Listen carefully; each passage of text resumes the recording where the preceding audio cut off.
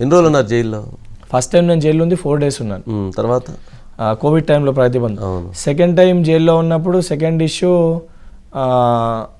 Hospital second Covid అప్పుడు మల్లారెడ్డి దానప్పుడు అప్పుడు దాదాపు 9 రోజులు జైల్లో ఉన్నాను. మొత్తం సుమారు 45 days to 50 days మొత్తం 4 సార్లు జైలుకు పోయినాను. 4 సార్లు. రాహుల్ గాంధీ గారు వచ్చింది ఎప్పుడు? మూడోసారి.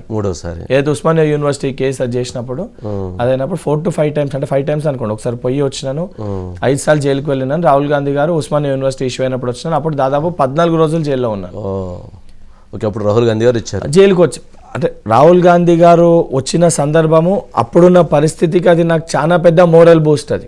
ఎందుకంటే దానికంటే సంవత్సరం ముందే నేను హుజరాబాద్ ఎన్నికల్లో పోటీ చేసి సొంత పార్టీ వాళ్ళు తిడుతున్నారు, బయట పార్టీ వాళ్ళు తిడుతున్నారు. సొంత పార్టీ వాళ్ళు అయ్యో పాపం అని తిడుతున్నారు, బయట వాళ్ళు మంచిగా అయిందని తిడుతున్నారు.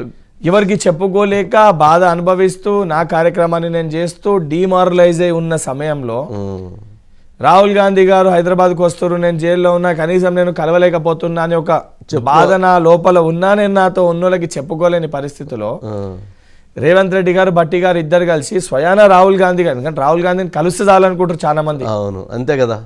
అసొంటి రాహుల్ గాంధీ గారు చెంచల్గూడ జైలుకి నాతో పాటు నా ఎన్ఎస్ఏ బృందాన్ని కలవనీకి ఏదైతే వచ్చి వారు మేమున్నాం నీకు అండగా ఏదైతే బూస్ట్ ఇచ్చిందో మీరు చూసుకుంటే, ఆ రాహుల్ గాంధీ గారు వచ్చి వెళ్ళిన తర్వాత నేను తీసుకున్న programs Basara IIIT, board of intermediate, JNTU, TSPSC paper leakage, రెండోసారి Group 1 క్యాన్సలేషన్, ప్రతి ఒక్క ఉద్యమం రాష్ట్ర వ్యాప్త ఉద్యమం లెక్క తీసుకెళ్లారు. ఎందుకంటే ఆ మోరల్ బూస్ట్ అండ్ సపోర్ట్ మేమున్నాం నీకు అనేది అయితే ఇచ్చిండ్రో ఆ ధైర్యంతో నేను ఫైట్ చేయగలిగిన.